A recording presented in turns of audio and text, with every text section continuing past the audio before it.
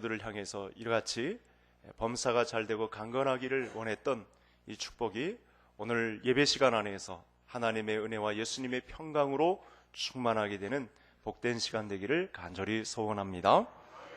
우리가 신앙생활 하다 보면 예전에 세상에서 살던 방식과 다르게 이렇게 예배 생활도 하게 되고 또 더 성숙히 위하여 성경 공부도 하고 또 제자 훈련도 받고 그리고 필요한 예식 가운데 거하게 됩니다. 교회에서 행하는 예식 가운데 대표적인 두 가지가 있는데 이것을 성례라고 하는데 첫 번째는 세례라고 하고 두 번째는 성만찬 이렇게 부릅니다. 대표적인 예식이 이 성례 중 세례인데 그리스도인이 되었다 이렇게 외적인 표식으로 물세례를 우리 교회에선 베풉니다. 제가 이 침례교 목사님 두 분을 사귀고 있는데 침례교가 우리 한국 교단에 사실은 많은 무리를 일으켰어요. 그러니까 이단 중에 침례교파가 굉장히 많은데 당신들은 물세례만큼은 자신한다고 이렇게 다른 건 다 장로교단을 담고 싶어도 물세례만큼은 양보할 수 없다고 이렇게 침례를 이렇게 강력하게 주장합니다. 우리는 약식으로 물을 찍어 바르는 약식 세례를 베풀고 있지만 물을 사용한다는 것만큼은 공통입니다. 물은 깨끗이 씻어낸다라는 뜻을 담고 있습니다. 약식으로 하는 가운데 있지만 예수 그리스도의 보혈이 우리의 모든 죄를 깨끗이 씻고 새 사람으로 변화되게 한다라는 뜻을 이 예식에 담고 있습니다. 신앙을 갖기 이전에 모든 이전의 삶을 이제는 청산하고 그리스도 안에서 새로운 인생을 살기를 원합니다 라는 의미까지 담아서 우리가 성례를 치르고 또 세례를 받았으면 성만찬까지 참여해서 예수 그리스도의 보혈에 의한 이전과는 전혀 다른 새로운 생활 방식을 살아나가겠습니다 라고 하는 다짐을 하게 되는 것입니다. 누구든지 그리스도 안에 있으면 새로운 피조물이고 이전 것은 지나갔으니까 하나님이 열어놓으신 새로운 사회에서 교회 사람으로 새로운 생활 방식을 성경이 말하는 방식을 따라 살아나가는 것, 이것이 우리 그리스도인들의 삶의 방식이 되겠습니다. 그래서 우리는 예전 생활로 돌아갈 수가 없습니다. 이제 그리스도인들은 성경이 말하는 새로운 방식에 적응되어야 하고 이 말씀을 통한 성숙한 그리스도인들이 되어야 하는 것입니다. 그리스도 안에 있다 하면서 옛날 습관을 그대로 가지고 있는 사람을 사실은 그리스도인이라고 하지 않습니다. 하나님이 그리스도 안에서 만들어 놓으신 새 사람은 하나님이 열어놓으신 새 사회의 방식으로 적응해가는 사람입니다. 옛날 방식이 있어서 이 때를 벗기는 쉽지 않지만 그래도 반복적으로 이 때를 벗기며 물로 씻고 예수 그리스도의 사람으로 변화되어 가는 과정을 겪는 사람을 그리스도인이라고 합니다. 옛날 방식을 그대로 갖고 있으면서 그 방식을 또 그리스도인의 방식과 또 합하여 갖고 있는 삶을 하나님은 절대 원하지 않습니다.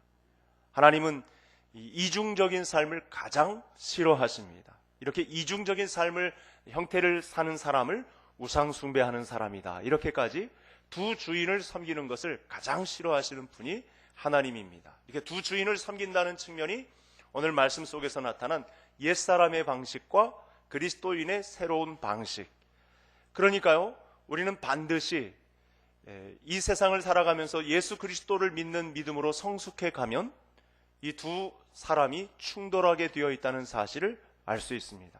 성경이 말하는 방식은 사람들의 삶의 방식은 두 가지입니다. 이방인의 방식이 있고 그리스도인의 방식이 있다는 것입니다. 오늘 성경은 이 이방인의 옛사람의 방식을 벗어버리라 이렇게 강력히 주장하고 있는 것입니다. 왜 그렇죠? 지금까지 우리가 말씀을 받아왔던 큰 제목을 따서 이 말씀을 다시 한번 강조하면 하나님이 열어놓으신 새로운 사회에서는 옛날 방식으로 살면 안 된다는 말씀을 지금까지 했기 때문에 그렇습니다. 그 실체를 다시 한번 알고 보면 예수 그리스도가 하나님의 상속자인데 예수 그리스도의 피 흘리심은 우리를 상속자의 반열에까지 올려놓으셨는데 우리가 예전에 살던 이방인의 옛날 습관으로 살려고 하면 사실은 하나님이 주신 이 상속자의 상급과는 전혀 상관없는 예수 그리스도의 십자가가 무효화되는 어처구니 없는 그런 결과를 나타내기 때문에 이제는 우리는 더 이상 옛날 습관을 쫓던 이방인의 방식으로 살 수가 없다는 것이죠. 그래서 우리 성도님들이 믿음 생활을 정상적으로 밟아간다고 하면 지금 성도님들 안에는 갈등이 무수하게 일어나야 합니다. 예전에 좋아했던 그런 생활 방식, 이 세상이 추구하려 했던 그런 방식들을 벗어나고 그리스도인의 새로운 삶의 방식으로 말씀에서 주신 내용을 가지고 접근하려다 보니까 아마 성도님들 가운데는 무수한 지난 한 주간 동안도 충돌이 일어났을 것입니다. 이런 충돌 없이 무감각하게 지내왔다면 사실은 내가 그리스도인인가를 다시 한번 점검을 해보아야 한다는 사실입니다. 그래서 오늘 말씀 안에서는 우리에게도 아직까지 존재하는 이 이방인의 삶을 버리고 예수 그리스도께서 새로운 사회를 열어놓으신 교회의 사람으로 어떻게 살아야 하는지 이 말씀에 관해서 이제 말씀을 살펴보겠습니다. 화면을 한번 먼저 보시겠습니다. 우리에게 첫 번째 주시는 오늘의 말씀이 되겠습니다. 17절 다 같이 함께 읽겠습니다. 그러므로 내가 이것을 말하며 주 안에서 증언하노니 이제부터 너희는 이방인이 그 마음에 허망한 것으로 행함같이 행하지 말라. 아멘. 여러분, 에베소서는 여러 다른 책들과 함께 회람서신입니다. 에베소 교회 성도들에게 주신 책뿐만이 아니요, 당시 같이 신앙생활하던 모든 교회, 초대교회의 성도님들이 돌려가면서 읽을 수 있도록 주신 하나님의 사랑의 편지가 되겠습니다. 그래서 오늘 말씀에 보면 오늘 이 시대를 살아가는 우리 교회 모든 성도님들에게도 이방인들처럼 그 마음에 허망한 것으로 행함같이 행하지 말라, 이렇게 강력하게 메시지를 주고 있습니다.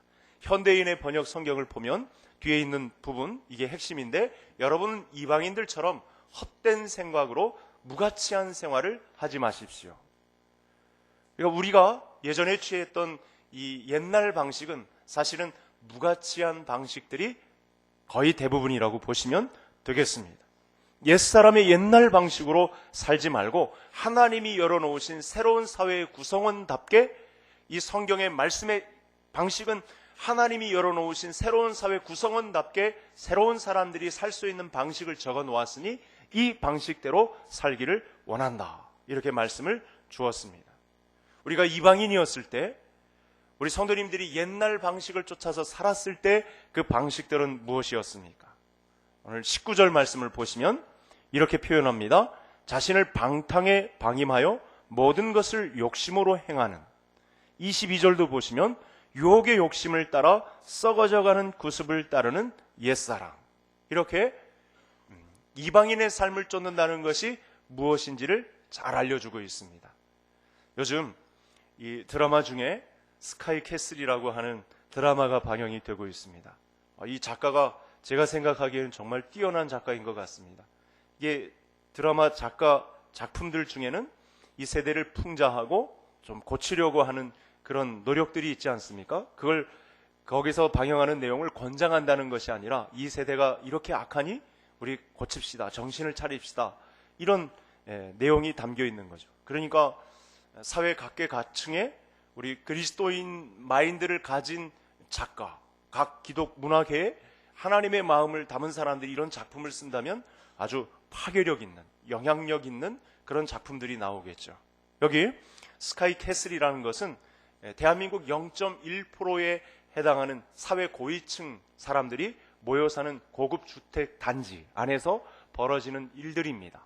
아마 보신 분도 있고 안 보신 분도 있는데, 저는 보지는 않았지만 하도 유명하다고 해서 이 짧은 영상으로 돌아다니는 것을 제가 중요 부분만 발췌해서 이렇게 보았는데 전체 내용을 다 알 수 있을 것 같습니다.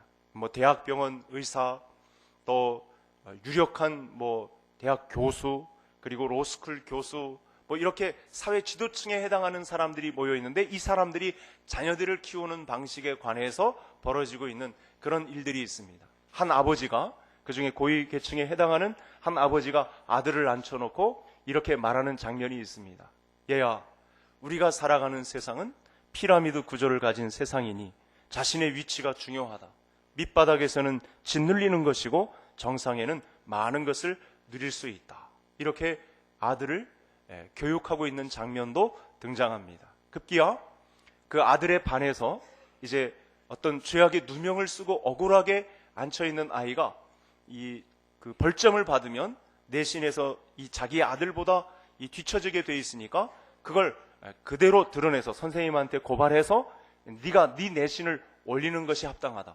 억울한 누명을 벗겨주는 것보다는 자기 아들의 내신을 올려주기 위해서 아들도 자기가 가진 이 욕심의 생각을 아들에게 주입하고 있는 그런 방식이 이렇게 방영되고 있다는 것입니다. 인간의 욕심, 탐욕은 끝이 없습니다. 99개를 가진 사람이 한 사람이 하나를 가진 것을 더 취하려고 덤벼드는 세상이 이 세상입니다. 이 스카이캐슬이 이런 내용들을 잘 반영하고 있는 것 같습니다. 남의 떡이 더 커 보여서 그 떡을 탐하는 것, 이것이 이 세상의 이방인들이 행하는 욕심의 방식이라는 것이죠. 이런 마음이 내면 깊숙이 깔려 있으니 세상은 권력지향, 물질 만능, 무한 경쟁, 이런 틀 속에서 벗어날 수가 없다는 사실이죠. 그 속에서 자라나는 아이들의 고통은 얼마나 크겠습니까? OECD 국가 중에 5명을 뒤집어 쓴 1위는 우리나라가 전체를 다 차지하고 있습니다. 복음화율이 그래도 전 세계 가운데서 높다고 자부하는 우리 민족 가운데 이런 일들이 버젓이 벌어지고 있다는 사실입니다. 이것이 바로 유혹의 욕심을 따라 썩어져가는 구습을 쫓아가는 이 세상의 욕심의 방식이 되겠습니다. 여러분 19절과 22절에 공통된 단어가 나왔죠? 자신을 방탕에 방임하여 모든 더러운 것을 욕심으로 행하되 22절 너희는 유혹의 욕심을 따라 썩어져가는 구습을 따르는 옛사람 벗어버리고. 여러분 욕심은 성경이 말하는 대로 우상숭배입니다. 성경이 분명히 말씀하고 있습니다. 욕심, 그것은 다른 이 마음의 내면의 상태를 그대로 나타낸 것이 아니고 하나님 입장에서는 두 주인을 섬기는 결과를 가져오기 때문에 우상숭배다, 이렇게 분명히 가르치고 있습니다. 여러분 세상에서 말하는 성공과 스펙이 무조건 옳다고 자녀들을 부추기게 되어 있습니다. 우리 성경 안에서 말한 새로운 방식을 이야기하지 않으면 이와 같은 일들이, 어떻게 하면 돈을 더 잘 벌 수 있고, 어떻게 하면 성공할 수 있고, 어떻게 하면 남들을 누르고 최고가 될 수 있는지, 피라미드 구조 속에서 밑에 있으면 짓밟히고 위에 있으면 짓밟으니 위에 있으면서 짓밟으라 라고 하는 이런 사상을 자녀들에게까지 주입하는 이런 무서운 세상을 만들어 갈 수 있다는 것입니다. 여러분 정상에 올라가 있다고 해서 과연 거기서 안연함과 평안함을 누릴 수 있을까요? 정상에 올라서기까지 다른 사람들을 밟아 이 친구들 간의 우정, 또 인간성, 사회성을 다 깎아 먹으면서 정상에 선다 한들 과연 그것을 권장할 수 있을까요? 주변을 의식하지 않고 또 앞만 보고 달려오느라 모든 관계망은 다 깨지고 결국 빈 껍데기만 남은 그런 삶을 우리가 잘 알고 있는데, 그런 옛날 방식을, 그 욕심의 세계를 우리가 취할 수 있겠느냐, 오늘 말씀이 우리에게 부탁하고 있는 것입니다. 여러분 이 스카이캐슬 줄거리 중에 또 하나를 잠깐 소개해드리면, 이 권력의 눈먼 아버지가 소중한 딸을 잃어버립니다. 이제 목숨을 잃죠. 부모의 욕심 때문에 딸아이가 목숨을 잃습니다. 그때 아빠가 독백하는 장면이 나옵니다. 이게 아주 절정에 해당하는 부분인데 한번 들어보시기를 바랍니다. 내 어머니는 공부 열심히 하라고 해서 학력고사 전국 1등까지 했고, 의대 가라고 해서 의사 됐고 병원장 되라고 해서 그거 해보려고 길을 썼는데 내일 모레 시은이 되도록 나는 어떻게 살아야 하는지도 모르는 괴물로 남아있다. 이렇게 독백을 합니다. 여러분 교회의 사람은 욕심을 버린 사람입니다. 탐심을 떠나는 사람입니다. 옛사람의 생활 방식인 욕심을 버리고 하나님의 말씀에 따라 하나님이 주신 새로운 방식을 취하는 사람입니다. 그래서 제가 우리 성도님들에게 뭐가 되었다, 나도 되었다 이렇게 말씀하는 것이 아니라 지금 성도님들의 이 정상적인 하나님의 말씀을 듣고 있는 이 순간만큼은 성도님들 안에 지금 갈등이 일어나야 합니다. 욕심과 하나님의 새로운 방식 사이에서 갈등을 느껴야 합니다. 이 욕심에 관해서 더 나아가서 한 단계 이 욕심의 방식을 이제는 버리셔야 합니다. 교회의 사람으로, 탐욕을 버린 사람으로 새롭게 서 있어야 한다는 사실입니다. 이를 위해 아들 예수 그리스도께서 십자가에 돌아가셨습니다. 자기 아들을 아낌없이 이 땅에 우리에게 보내셔서 하늘의 놀라운 상속자의 그 풍부함을 누릴 수 있는 비밀을 갖추도록 새로운 생활 방식을 우리에게 요구하셨다는 사실입니다. 옛사람의 생활 방식은 거짓된 욕망으로 부패해가는 삶입니다. 썩어져가는 구습을 쫓는 삶이고 아무리 수고하고 노력해 번들 마지막 결국에는 아무것도 남지 않는 허망한 인생이다라는 사실을 성경이 우리에게 강력히 주장하고 있습니다. 옛사람은 예수 믿기 이전의 삶입니다. 예수 믿기 이전의 삶은 아무리 선하다고는 하나 그 마음 안에 탐욕으로 가득한 세상에 때가 묻어 있다는 사실을 알아야 할 것입니다. 육체와 마음이 원하는 대로 사는 삶, 이러한 삶을 가리켜서 그 마음의 허망한 것으로 행하는 것이라 이렇게 말씀하셨습니다. 그래서 성경의 주장은 명확합니다. 교회의 사람은 옛사람의 생활 방식과 이별해야 합니다. 이걸 한꺼번에 할 수는 없습니다. 때가 너무나 많이 묻어 있어서 일단은 갈등하게 될 것이고 우리 성도님들이 이 성경의 절차의 방법에 따라서 하나씩 걷어내시고 옛사람을 벗어버리고 새로운 삶의 방식을 고집스럽게 추구하시는 개성 가족들이 되시기를 주의 이름으로 축복합니다. 우리 18절 두 번째 화면을 보시며 우리 말씀을 같이 보시겠습니다. 그들의 총명이 어두워지고 그들 가운데 있는 무지함과 그들의 마음이 굳어짐으로 말미암아 하나님의 생명에서 떠나 있도다. 아멘. 옛사람, 이방인의 삶을 고집하는 사람들의 특징이 있습니다. 총명이 어두워져서 하나님의 생명에서 떠나 있다는 것입니다. 그러니까 옛사람의 방식은 죽음을 떠안고 사는 것이나 마찬가지입니다. 옛사람의 방식이 걷어내기가 쉽지 않거든요. 이거 정말 힘든 일입니다. 옛사람의 방식을 걷어내기가 죽기보다 싫은 것이죠.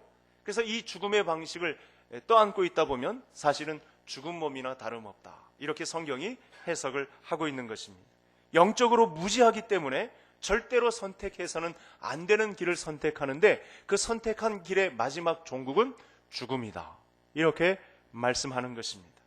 세상의 지식으로 무장했어도 많이 배우고 많은 학문을 겸비했어도 화려한 명함으로 가득 차 있어도 영적으로 무지한 자는 생명 대신 하나님의 길을 떠나 있는 사망의 길일 수밖에 없다. 말씀하고 있는 것입니다. 이런 영적으로 무지한 옛사람에서 벗어나려면 그래서 진리를 알려주시는 하나님에게 돌아와야 합니다. 기독교를 그래서 계시의 종교라고 합니다. 하나님이 자기를 직접 드러내어서 사람으로 알게 하셨다는 측면에서 계시의 종교라고 하는 것입니다. 진리의 말씀을 어디에 감추어 두고 계신 것이 아니라 만천하에 드러내 보이셔서 듣든지 아니 듣든지 이 믿음을 선택할 수 있도록 우리 하나님께서 이 길을 열어놓으셨다는 사실입니다. 하나님을 믿는 자는 하나님에 대해서 아는 것을 넘어서서 하나님과 대화할 수 있는 수준에까지 이르게 되는 그 과정을 바로 이렇게 새로운 생활 방식을 통해서 우리에게 열어놓으셨다는 사실입니다. 그러나 이 길을 잘 알려고도 하지 않고 옛날 방식만 계속 쫓아서 살다 보면 죽음의 길을 면할 수 없다라는 심각한 선언을 하고 계신 것입니다. 그래서 영적 무지를 벗어나려면 하나님의 말씀을 잘 알아야 합니다. 그리고 난 다음에 하나님의 말씀을 받아들이는 믿음도 필요합니다. 우리는 지금처럼 하나님의 말씀을 통해서 하나님을 더 알아야 합니다. 그리고 하나님에 관한 오해를 벗어나야 합니다. 종종 강조해서 말씀을 드리지만 우리 인생의 모든 문제는 하나님을 오해하는 데서 비롯됩니다. 하나님을 알아갈수록 영적 부지에서 벗어나 믿음의 길로 들어가게 됩니다. 사실은 천국에 이르지 않아도 이 땅 가운데서 하나님이 열어놓으신 풍성한 천국의 삶을 이 땅 가운데서 누리다가 부름을 받을 수 있는 길이 있다는 사실입니다. 세상은 많은 말들로 가득 차서요, 우리 성도님들의 귀가 팔랑귀가 되게 만듭니다. 그래서 사기치고 돈 뜯어내고 성도님들의 주머니를 탐내고 옛날 방식 그대로 젖어 살면 이와 같은 사망의 길이, 견딜 수 없는, 땅을 치며 후회하는, 밤잠을 이룰 수 없는 이런 길들로 성도님들을 몰아간다는 것입니다. 그래서 옛사람의 마음은 굳어 있습니다. 18절 하반절에 보면 그들의 마음이 굳어짐으로 말미암아 하나님의 생명에서 떠나 있도다. 생명 대신 하나님을 떠나 있으니까 마음이 굳어진 상태라고 말씀을 하네요.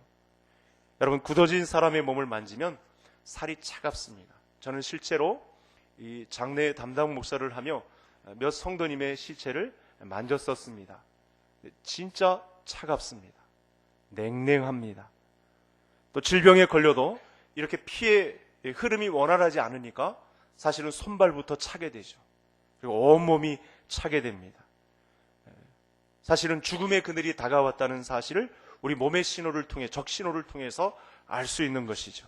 이처럼 옛날 방식을 고집하는 이방인들의 삶은 그 마음이 굳어질 수밖에 없다. 마음이 냉랭하고 차가워질 수밖에 없다.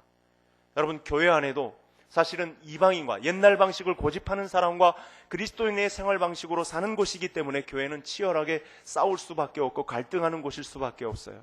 그때 그리스도인들이 아직 이방인의 삶을 고집하는 사람들과 부딪히게 되다 보면 그들의 마음이 얼마나 냉랭한지를 경험할 수 있습니다. 교회는 사실은 그런 곳입니다. 아직 완성이 된 천국과 완성이 되지 않은 천국 가운데서 이런 갈등이 있는 것이 사실은 교회라고 보시면 되겠습니다. 그들의 마음은 완고해서 아무것도 받아들이지 않습니다. 언젠가 한번 읽었던 책에 의해서 이 사람의 삶이, 사고가, 철학이 완성이 되어가지고 다른 말은 들리지도 않는 그런 경우도 있습니다. 대리석처럼 차갑고 단단해서 마음의 감각이 무뎌진 상태의 그런 믿음도 믿음이라고 믿으며 나아가는 사람이 있는데, 오늘 말씀은 단호하게 그런 옛 사람, 이방인의 삶을 버리고 새로운 방식을 취하라고, 이 교회의 사람은 무지한 옛 사람에서 벗어나야 한다고 계속해서 반복해서 우리에게 말씀을 주고 있습니다. 이런 굳은 마음으로는 어떤 말씀도, 어떤 하나님의 은혜의 말씀도 받아들일 수 없으니, 그런 굳은 마음으로는 말씀이 튕겨나가고 생명에 이룰 수 없으니 여러분, 옛사람에서 벗어나 이 새 사람의 방식으로 들어오십시오 말씀하고 있는 것입니다. 예수님께서 오늘 말씀과 같은 내용을 마태복음 13장에서 말씀하셨어요. 사람들의 마음을 보니 내가 볼 때 네 가지 마음 방식이 있다. 길가의 방식이 있고, 돌짝밭의 방식이 있고, 가시밭의 방식이 있고, 옥토의 방식이 있다. 그러고 보니 여러분, 이 사람들 중에 예수님의 말씀을 듣고 보면요, 하나님의 말씀을 받아들이는 사람들 중에 100사람이면 한 25사람 중에 해당하는 사람이 이 옥토의 마음을 갖고 있다는 이런 평균치도 우리가 한번 묵상해 볼 수 있습니다. 다 받아들이는 게 아니고요, 이 옥토 같은 마음은 거의 25%에 해당하는 사람만 이렇게 말씀을 받아들인다는 말씀을 알 수 있는데, 여러분, 씨는 다 같습니다. 그런데 길가의 밭은 사람들이 다 지나다가 보니까 이 뿌리를 내리지 못하고 이 새 눈에 띄어서 그냥 쪼임을 받습니다. 흔적도 없이. 돌짝밭에 뿌려졌지만 여러분, 나오다가 시들시들해져서 그만 열매도 맺지 못하고 중간에 사장됩니다. 가시밭은 재리와 또 유혹과 염려와 금신 때문에 나오다가도 열매 맺지 못하고 역시 시들해버리는 그와 같은 마음밭을 나타내는 것입니다. 씨는 변함이 없습니다. 우리의 마음이 문제인 것입니다. 하나님이 말씀을 통해서 옛사람의 생활 방식과 이방인의 삶의 방식이 있다는 것을 인정했고, 그러면 나를 따르려는 사람들은 이 옛사람의 방식을 벗어버리고 이방인의 삶의 방식을 벗어버리고 새 사람의 삶의 방식을 취하는 것이 옳다. 따라서 이런 측면에서 우리의 마음이 굳어지려고 할 때마다, 우리 성도님들의 마음을 유혹할 때마다, 이 세상의 방식을 쫓아서 성공을 이루려는 그런 마음이 들 때마다 오늘 말씀을 통해서 성도님들의 마음을 기경할 수 있는 은혜가 있기를 바랍니다. 부지런히 잡초를 뽑아내고 김매주고 쟁기질을 하고 관리하지 않으면 땅은 점차 땅심을 잃게 되고 굳어지게 되어 있습니다. 언제부턴가 손 놓고 있었던 말씀 읽기를 시작하십시오. 저에게 지혜를 주셨습니다. 우리 성도님들에게도 성경을 읽게 하는 주간 성경 읽기를 해야 되겠다. 그래서 주보 안에 새로운 삽지가 매주간 실리고 있습니다. 여러분, 언제부턴가 손 놓고 있었던 기도의 현장을 찾으시기를 바랍니다. 영적으로 물주고 나도 교회의 사람으로 은사를 가진 한 가지 이상의 은사를 주셨다고 했으니 주님의 교회에 교회의 사람으로 봉사하며 충성하며 서야 되겠다. 나도 죽어가는 한 생명 살리는 전도의 사람으로 서야 되겠다. 말씀의 사람, 기도의 사람, 교회의 사람, 전도의 사람으로 영혼을 살리는 사람이 되어야 되겠다. 이제는 예전 생활 방식으로는 내가 살아남을 수 없다.